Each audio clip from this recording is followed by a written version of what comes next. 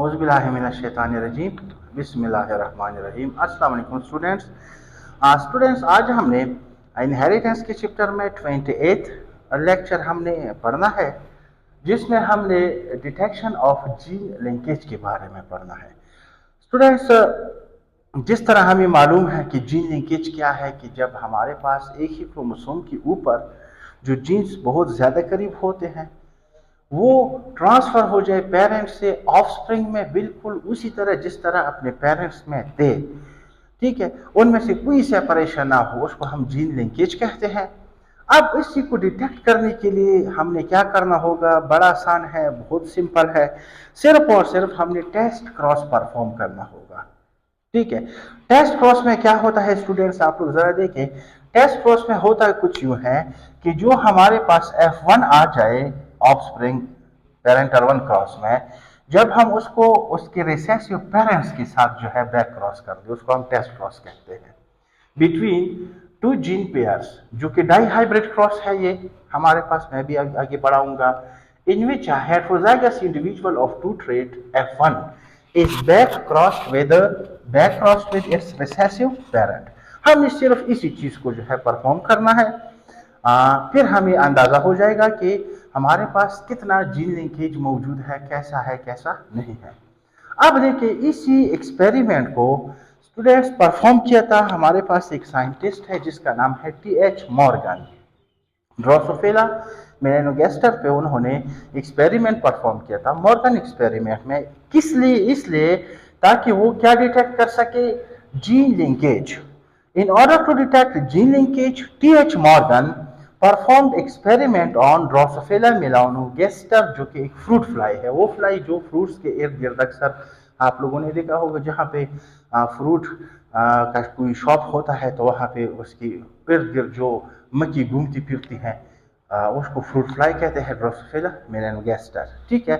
जिसमें हमारे पास उन्होंने तकरीबन मॉर्गन ने अपनी एक्सपेरिमेंट्स में तकरीबन 85 ट्रेट्स को जो है उन्होंने ड्रोसोफिला मेलेनोगास्टर में स्टडी किया था, जिसमें से हम समझने के लिए उनमें से हम सिर्फ 2 ही ट्रेट को उठाते हैं, इन विच 2 ऑफ देम आर, जो कि मॉर्गन एक्सपेरिमेंट्स की थी, उनमें से एक एक्सपेरिमेंट कुछ इस तरह था। स्टूडेंट्स देखे, डाई हाइब्रिड क्रॉस परफॉर्म किया था उन्होंने। एक हमारे पास मेलेनोगास्टर में हमारे पास क्या क्या मौजूद होते हैं? बहुत ज्यादा ट्रेट्स है, कैरेक्टर्स है। उनमें से 2 जो है वो ये है, एक उन्होंने सेलेक्ट किया विंग लेंथ को, दूसरा करेक्टर उन्होंने बॉडी कलर को सेलेक्ट किया। वो विंग लेंथ एक करेक्टर हुआ, बॉडी कलर दूसरा हुआ। अब विंग लेंथ में भी 2 ट्रेट्स मौजूद होते हैं, बॉडी कलर में भी दो ट्रेट्स मौजूद है। वो कौन कौन से हैं? इनमें 2 फॉर्म्स है। एक होते हैं ऐसे फ्रूट फ्लाई जिनका हमारे पास विंग साइज जो है नॉर्मल होता है, मीन लॉन्ग विंग्स होते हैं उनके, और वो ट्रेड जो है उसको हम डोमिनेंट या वाइल्ड टाइप कंसीडर करेंगे, क्योंकि हमने आप लोगों को पहले भी जो है ये बात बताई थी कि पॉपुलेशन में जो भी ट्रेड ज्यादा हुआ वो डोमिनेंट कंसीडर होगा, और जो भी ट्रेड कम हुआ वो रिसेसिव कंसीडर होगा। तो वह उसी उन्हीं लेक्चर्स में मैंने आप लोगों को ये बात भी बताई थी कि जो ज्यादा होते हैं उनको हम वाइल्ड टाइप भी कहते हैं, और जो पॉपुलेशन में कम होता है जो ट्रेड उस कैरेक्टर में, वो म्यूटेंट होता है। तो ये इसको हम वाइल्ड टाइप भी कह सकते हैं, जिसको हम VG से जो है कैपिटल V स्मॉल जी से नॉर्मल विंग्स को डिनोट करते हैं, वेस्टिजियल स्विंग को स्मॉल V और स्मॉल g से डिनोट करते हैं। अब दूसरी तरफ बॉडी कलर है, इनमें भी हमारे पास 2 फॉर्म है। एक ऐसे कलर के होते हैं ये फ्रूट फ्लाई जो ग्रे बॉडी रखते हैं, और यही ग्रे बॉडी जो है इनकी पॉपुलेशन में ज्यादा है, तो ये डोमिनेंट या वाइल्ड टाइप कंसिडर होंगे। और दूसरा कलर इनमें ब्लैक बॉडी पाया जाता है, जो ब्लैक कलर की इनकी जो फ्लाइज है वो होते हैं वो बहुत कम होते हैं, तो वो इसमें रिसेसिव या म्यूटेंट कंसिडर किया जाता है। समझ गए स्टूडेंट्स यहाँ तक? तो मॉर्गन ने ड्रोसोफिला में से जो एक्सपेरिमेंट्स की थे उनमें से एक इस तरह का था। मॉर्गन किस चीज में इंटरेस्टेड था स्टूडेंट? किस लिए वो एक्सपेरिमेंट कर रहा था? वो इंटरेस्टेड था ताकि वो ये ऑब्जर्व कर सके कि हमारे पास जो 2 जीन है फ्रूट फ्लाई में, ये एक दूसरे के साथ लिंक्ड है, या अगर लिंक्ड है भी तो वो किस तरह एक दूसरे के साथ लिंक्ड होते हैं ये दो जीन्स। मतलब ये हुआ कि मॉर्गन ये देखना चाहता था कि आया जीन लिंकेज का फिनोमेना मौजूद है और एक ही क्रोमोसोम के ऊपर जो जीन्स है, दो या दो से ज्यादा जीन्स एक दूसरे के साथ लिंक्ड है या नहीं है। अगर लिंक्ड है तो वो किस हद तक वो जो है लिंकेज उनमें पॉसिबल मौजूद है कि वो किस हद तक टाइटली लिंक्ड होते हैं। तो उसने फिर क्या किया, एक फ्रूट फ्लाई इस तरह का उठाया जो कि ग्रे कलर का था और उसके विंग साइज जो थे वो नॉर्मल थे, mean grey fly with normal wings. ठीक है, क्रॉस किया उन्होंने black fly with vestigial wings के साथ, cross between grey fruit fly का क्रॉस कर दिया with normal wings and black fruit fly का जो वेस्टिजियल विंग्स रखते थे। इसको हम P1 जनरेशन कहते हैं, जिस तरह ये क्रॉस है। ठीक है, तो that results in grey fruit fly with normal wings, जिसको हम F1 कहते हैं। अब देखिए स्टूडेंट्स, उन्होंने क्रॉस कैसे परफॉर्म किया। उन्होंने एक फ्लाई जो है सेलेक्ट किया ग्रे कलर का और उसके विंग्स नॉर्मल थे, लॉन्ग साइज थे। इसके दूसरा फ्लाई सेलेक्ट किया ब्लैक कलर का जिसके विंग्स वेस्टिजियल थे, मीन स्मॉल साइज के थे। अब जब आपस में उन्होंने क्या किया, इसका क्रॉस किया, तो जो विंग जो F1 जनरेशन आ गया वो ग्रे फ्लाई नॉर्मल विंग्स का आता है। जिस तरह मेंडल ने जो एक्सपेरिमेंट्स परफॉर्म की थी वही फिनोमिना इधर भी जो है नजर आ रहा है मॉर्गन को। तो फिर टेस्ट क्रॉस करता है वो, ताकि वो ये जान सके कि लिंकेज मौजूद है या नहीं। टेस्ट क्रॉस में उन्होंने क्या किया, इसी F1 जनरेशन को उठा के अपनी ही रिसेसिव पेरेंटल जनरेशन के साथ वो क्रॉस करता है।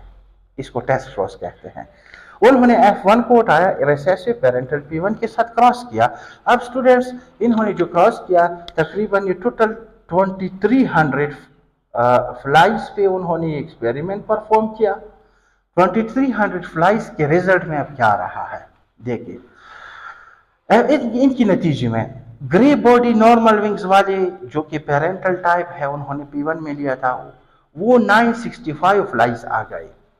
फिर ब्लैक बॉडी वेस्टिजियल विंग्स जो कि पेरेंटल टाइप थे, ब्लैक बॉडी वेस्टिजियल विंग्स वाले, वो 944 थे। अब जो सामने आ रहा है जो चीज, अब ये जो रिजल्ट आएगा, मॉर्गन ये सोच रहा है कि बिल्कुल ये जीन्स उसी तरीके से ट्रांसफर हो गए जिस तरह पेरेंट्स में थे, इनमें लिंकेज मौजूद है। ठीक है, कोई सेपरेशन नहीं हुई, इसलिए ये ऑफस्प्रिंग अपने पेरेंट्स की तरह है। अब देखिए ग्रे बॉडी वेस्टिजियल विंग्स ये जब सामने आ गए, इनकी तादाद 206 है। ग्रे बॉडी का मतलब इनमें से जो कलर आ रहा है वो डोमिनेंट का है, लेकिन विंग साइज जो है वो रिसेसिव ट्रेट आ रहा है। अब दूसरा जो ग्रुप आ रहा है इसमें black body normal wings, black body mean recessive trait आ रहा है, नॉर्मल विंग्स वही डोमिनेंट, इनका मिक्सचर बन गया। अब देखिए तो ये दोनों नॉन पेरेंटल कहलाएंगे। इनकी तादाद थी 206 grey body vestigial wings, black body normal wings की तादाद थी 185। तो अब टोटल 2300 में से अगर देखें तो पेरेंटल हमारे पास 965 और 944 को जब हम आपस में सम कर ले तो इससे कुछ 1900 समथिंग इतनी फ्लाइज आते हैं। तो इसका मतलब 2300 में से 1900 समथिंग फ्लाइज जो है वो पेरेंटल टाइप आ गए। लेकिन हमारे पास 206 185 मीन 300 तक जो वो फ्लाइज है वो हमारे पास नॉन पेरेंटल आ गए। अब इसी चीज को जो है मैं मॉर्गन को इसी चीज ने जो है एस्टॉनिश किया, हैरान किया कि ये होना तो ये चाहिए था कि जितने भी हमारे पास ऑफस्प्रिंग आ रहे हैं 2300 फ्लाइज में जो क्रॉस हमने किया, तो उनमें से अगर सारे के सारे हमारे पास उसी तरह आते तो हम कह सकते थे कि ये टाइटली लिंक्ड है, कंप्लीट लिंकेज आ रहा है। लेकिन इनमें अब नॉन पेरेंटल भी आ गए तो इसका कंक्लूजन क्या आता है। कंक्लूजन देखिए, मोस्ट ऑफस्प्रिंग्स जो है इनमें पेरेंटल टाइप हो गए, इसमें कंप्लीट लिंकेज आता है। मतलब ये है that genes for wing shape and body colour lie on same chromosome. ये रिजल्ट आ गया मॉर्गन के साथ कि जो जीन बॉडी कलर को या जो जीन विंग साइज को जो है क्या करता है, कंट्रोल करता है, वो दोनों जीन्स एक ही क्रोमोसोम के ऊपर पड़े हैं। समझ गए? इसे अगर आप लोग स्क्रीनशॉट लेना चाहते हैं तो ले सकते हैं। स्टूडेंट्स देखें, अब देखिए, जो इसका मतलब क्या हुआ कि जब ज्यादा ऑफस्प्रिंग पेरेंटल आ गई, वहां पे कंप्लीट लिंकेज है। कुछ ऑफस्प्रिंग हमारे पास क्या आ गए, नॉन पेरेंटल, तो इसका मतलब इनकम्प्लीट लिंकेज है, क्योंकि उसमें से कुछ करेक्टर पेरेंटल है, कुछ जो है म्यूटेंट के है, आ रहे हैं, उसकी तरह 100% कंप्लीट नहीं है। हाउएवर, अब देखिए मतलब मसला क्या है कि ये 2300 फ्लाइज टोटल एक जैसे क्यों नहीं आए।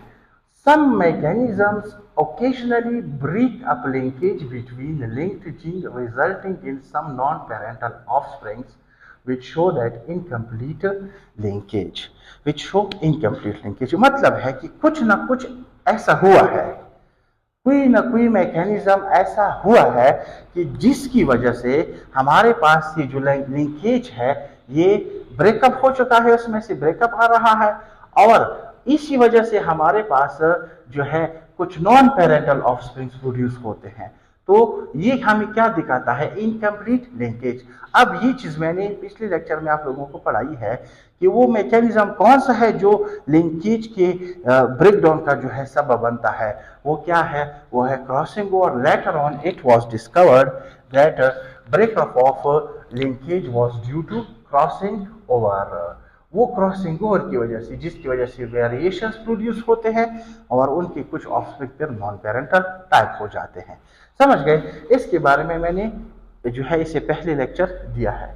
अब थोड़ा सा हम आते हैं, यहाँ पे दो टर्मिनोलॉजीज का जिक्र हुआ है। एक है हमारे पास कंप्लीट लिंकेज का एक टर्म ये आ रहा है, दूसरा टर्म है हमारे पास जो है इनकम्प्लीट लिंकेज का। तो इस ये क्या है, इसको थोड़ा सा समझते हैं स्टूडेंट। टाइप्स ऑफ लिंकेज इसी बुनियाद पे दो किस्म के हैं, एक है कंप्लीट या जिसका दूसरा नाम है टाइड लिंकेज, और दूसरा है हमारे पास इनकम्प्लीट लिंकेज या पार्शियल लिंकेज भी इसको हम कह सकते हैं। अब देखिए ये इनमें फर्क क्या है स्टूडेंट्स।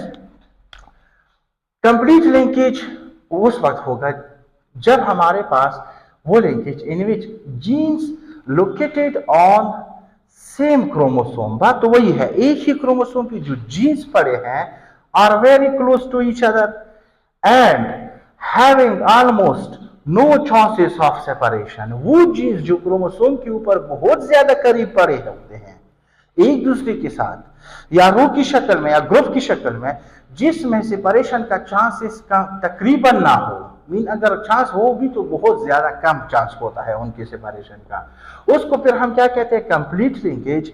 मतलब कि उनमें सेपरेशन बिल्कुल ना है, जैसे है पेरेंट्स में उसी तरीके से चले जाए कहां पे, ऑफस्प्रिंग्स में, विदाउट एनी चेंजेस, उसको हम क्या कहते हैं स्टूडेंट्स, कंप्लीट लिंकेज। तो कंप्लीट लिंकेज के रिजल्ट में only parental breeds in F2 generation, जो ब्रीड्स प्रोड्यूस होंगे, जो बच्चे आएंगे वो बिल्कुल 100% पेरेंटल टाइप के होंगे, कोई चेंजेस नहीं होगा।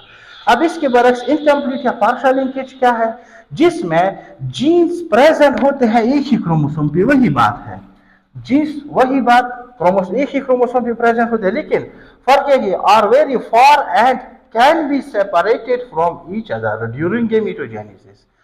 मतलब ये हुआ जो जीन्स एक ही क्रोमोसोम के ऊपर पड़े हैं वो बहुत ज्यादा एक दूसरे से दूर है और वो एक दूसरे से सेपरेटेड हो सकते हैं गैमीट्स फॉर्मेशन के दौरान, उसको फिर हम क्या कहते हैं, इनकम्प्लीट लिंकेज कहते हैं। और ये सेपरेशन कॉज होता है क्रॉसिंग ओवर की वजह से। Due to incomplete linkage new combinations other than parental are also produce. मतलब ये हुआ कि जब इनकम्प्लीट लिंकेज होगा, जब हमारे पास वेरिएशन आएगा, क्रॉसिंग ओवर होगा, तो इसकी वजह से हमारे पास न्यू कॉम्बिनेशन, पेरेंटल कॉम्बिनेशन के अलावा न्यू कॉम्बिनेशन भी आ सकते हैं। जिस तरह grey body normal wing parental था, black body vestigial parental, grey body vestigial wings ये म्यूटेंट आ गया non parental, black body normal wings भी नॉन पेरेंटल आ गई। ये किस वजह से, इनकम्प्लीट लिंकेज की वजह से, क्योंकि इनकी जीन्स जो है बहुत ज्यादा एक दूसरे से दूर पड़े हैं क्रोमोसोम के ऊपर। अब देखिए स्टूडेंट्स, अगर ये चारों, if all four phenotypes parental and non parental, parental भी और non parental भी, अगर ये इस तरीके से प्रोड्यूस्ड हो जाए जिसमें 1:1:1:1 हो, मतलब कि इक्वल इक्वल रेशो आता है, तो फिर हम क्या कहेंगे कि हमारे पास कोई लिंकेज मौजूद नहीं है जीन में। ऑल जीन्स आर फ्रीली जो है separated, can be freely separated, कोई लिंकेज नहीं है अगर तमाम के तमाम ऑफस्प्रिंग्स इक्वल रेशो में आ रहे हैं। फिर अगर पेरेंटल टाइप ज्यादा हो नॉन पेरेंटल से, जिस तरह ये केस है, पेरेंटल ज्यादा है 1900 प्लस है और 2300 में से नॉन पेरेंटल कम है। अगर पेरेंटल ज्यादा है नॉन पेरेंटल से तो क्या होगा स्टूडेंट्स, एमसीक्यू के लिए आप लोग जहन में रखें, तो होगा हमारे पास इनकम्प्लीट लिंकेज, कंप्लीटली लिंकेज नहीं है। अगर फिर इस तरह होता है, if only parental type are produce, मैंने ऊपर जिक्र किया, अगर सिर्फ और सिर्फ पेरेंटल आ रहे हैं, फॉर एग्जांपल 2300 जो फ्लाइज है इनमें से सारे के सारे पेरेंटल है, तो फिर क्या होगा, कंप्लीट लिंकेज होगा। मतलब डिटेक्शन कुछ इस तरीके से फिर हम अंदाजा लगाएंगे, अगर जितने ऑफस्प्रिंग आ रहे हैं वो हमारे पास 1:1:1:1 में आ रहा है तो कोई लिंकेज नहीं है इन जीन्स में। अगर हमारे पास पेरेंटल टाइप ज्यादा आ रहे हैं नॉन पेरेंटल से तो फिर हम कहेंगे पार्शियल लिंकेज है या इनकम्प्लीट लिंकेज है।